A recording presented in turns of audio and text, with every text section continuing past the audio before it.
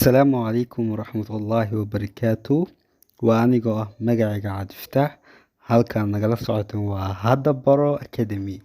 Please hadaa ku cusub tahay subscribe inoo saar, hadaa ka heshadna cashirka oo aa ka heshay like inoo saar, noo share garee oo la wadaag asxaabtaada. Maanta waxaa inoo bilaaban doonaa lesson 1 markaa la socod wanaagsan cashirka ayaa si gudgalinaa. Where do you live? Where do you live? Where do you live? Xagee ku nooshahay ama xagee degan tahay isku mid waye. Where do you live? Xagee ku nooshahay. Where do you live? Xagee ku nooshahay. I live in Afgoye. I live in Afgoye. Waxaan ku noolahay Afgoye.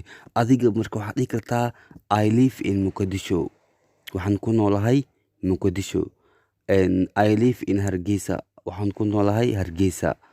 Waxaad dhihi kartaa marka I live in Afgoye. Waxaan ku noolahay Afgoye. I live in London. I live in America. I live in Europe. I live in Asia. Waxaad dhihi kartaa marka waxaan ku noolahay Afgoye. Aniga waa kay I live in Afgoye. Waxaan ku noolahay Afgoye. What is your nationality? What is your nationality? Waa maxay dhalashadaada? What is your nationality? Waa maxay dhalashadaada? What is your nationality? Waa maxay dhalashadaada?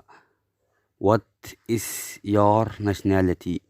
Waa maxay dhalashadaada? What is your nationality? My nationality is Somali. My nationality is Somali. Dhalashadaydu waa Somali. Nationality waxa waaye dhalasho. My nationality is Somali. Dhalashadaydu waa Somali. How is your condition? How is your condition? Xaaladaadu waa sidee? How is your condition? Xaaladaadu waa sidee? Condition waxa waaye xaalad. How is your condition? Xaaladaadu waa sidee? My condition is very well. My condition is very well. My condition xaaladeydu is very well. Aad bay u wanaagsan tahay. My condition is very well. Xaaladeyda aad bay u wanaagsan tahay. How many times do you pray? How many times do you pray? How many times do you pray? Imise waqti ayaad dukataa? How many times do you pray? Imise waqti ayaad dukataa?